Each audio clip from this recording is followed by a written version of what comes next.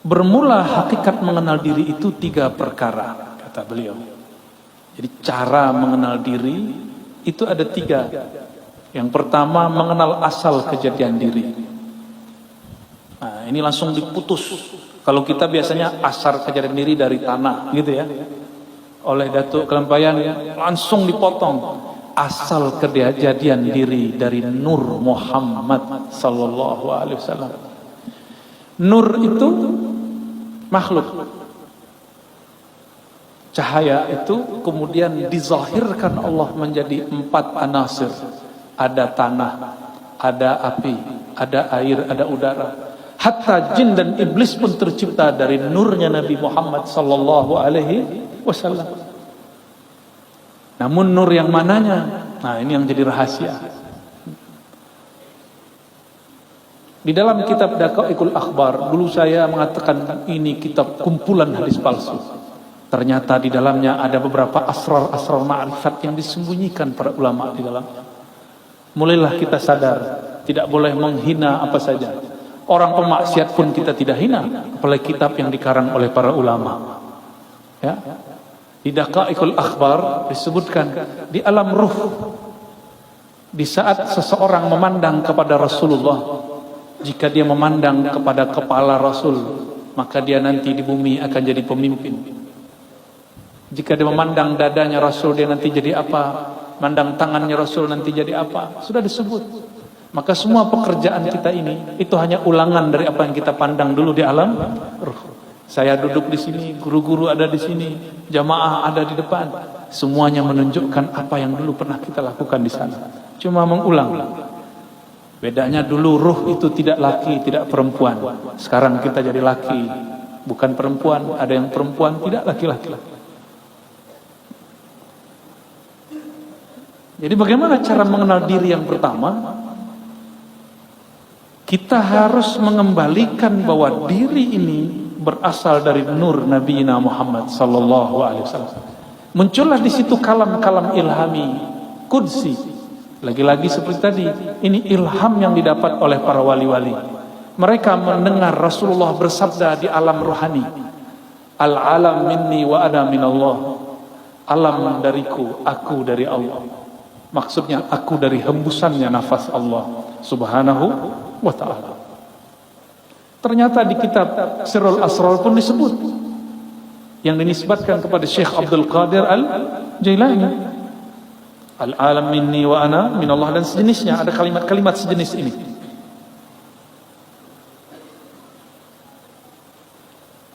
Seperti sabda Nabi sallallahu alaihi wasallam. Kedua, menyatakan dirinya dahulu daripada mati. Jadi cara mengenal diri yang kedua, mematikan diri sebelum mati. Mati apakah? Ini yang kita kaji malam tadi di mana namanya? Bumi Sholawat ya. Tapi karena tempat terbatas, nah kita bagi lagi. Sebenarnya saya belum pernah membaca kitab ini sebelumnya, kecuali judulnya. Ya, tapi tadi langsung khatam. Dalam waktu bersolawat langsung selesai. Ya, dengan baca sanad segala macam kita tabarukan, kita ijazahan. Saya minta izin secara rohani dan secara jasmani. Ya, jasmaninya tadi siang, rohaninya barusan. Ternyata isinya sama dengan thariqah saman yang dulu saya ambil waktu remaja. Persis sama. Dulu guru kita baca 2 lafaz ini. Man arafa nafsahu faqad arafa rabbahu. Lalu mutu qabla an tamutu. Matikanlah dirimu sebelum engkau mati. Matikan dirimu secara makna, secara sifat. Jadi diri ini tubuh. Tubuh itu Allah tiupkan ke dalamnya ruh. Ruh itu membawa yang disebut sifat. Bernamalah sifat itu sifat ma'ani. Pada Allah, ma'nawiyah pada kita. Yang disebut mati maknawi, matikan sifat ma'aninya. Gitu. Sifat ma'ani ada berapa? 7. Coba disebutkan apa aja? Qudrat, iradat, ilmun, hayat, sama, basar. Ya. Ma'ani milik Allah, tidak mungkin dimatikan. Maka yang dimatikan hanyalah sifat maknawiyah.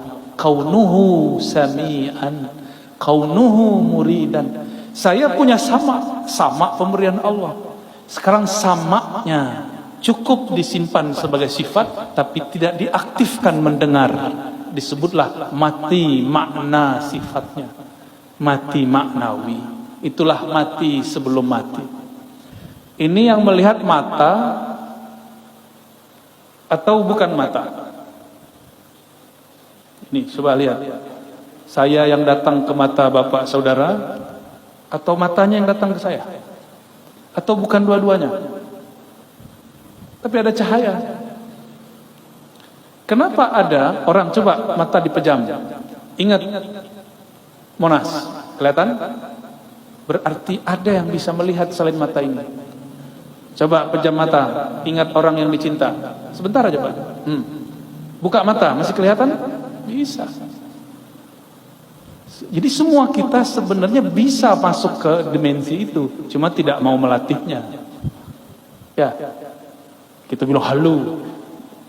Padahal kalau halu, maka ilmu para aulia semuanya halu.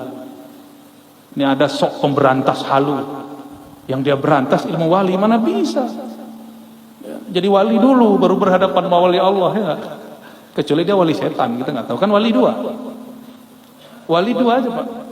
Kalau nggak wali Allah, wali setan, wali Rahman, wali syaitan, dua aja. Mungkin dia wali setan kali. Masa ilmu wali mau dihabiskan? Kita ulangi.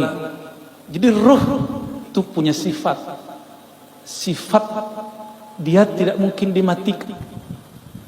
Tapi sangat mungkin sifat itu dinonaktifkan, diistirahatkan.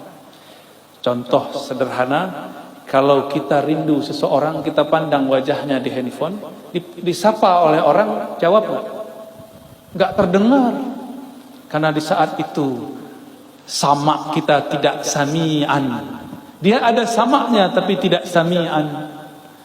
Nah, kita sering menyebutkan Allah itu sama, ma'nawiyahnya kaunuhu sami'an. Kaunuhunya dicoret dulu, itu yang disebut mati maknawi. Kaun, keadaan kita mendengar itu di-cut dulu, dihabiskan dulu, sehingga tidak lagi ia mendengar. Bukan berarti sifat samanya hilang. Gitu ya. Kenapa kita tidak bisa mendengar yang jauh? Karena keberisikan di sini. Sama sifat mendengar yang ada pada ruh, dia tidak ada ruang, tiada waktu. Kenapa tidak bisa menembus? Karena terhalang oleh pendengaran. Nah, pendengaran ini, pandangan yang ini, lisan yang ini, kudrat iradat yang ini yang harus dilebur dulu. Itulah mutu, matikanlah maknawiyahmu sebelum engkau betul-betul mati secara tabi'i ataupun hissi. Itu maknanya ya. Mutu qablaan tamutu. Ini boleh disebut dengan ruknut tariq. Rukun tariqah. Nomor 2 itu. Coba kita lihat kalam beliau.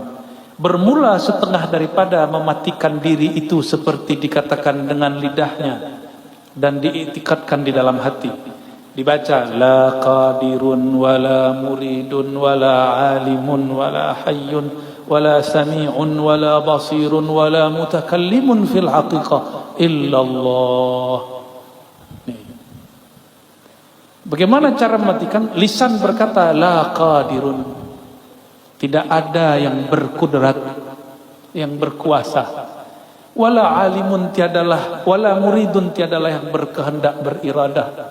Tiadalah yang alim, tiadalah yang punya hayat, tiadalah yang mendengar, tiadalah yang memandang, tiadalah yang berkalam pada hakikatnya kecuali Allah. Itu.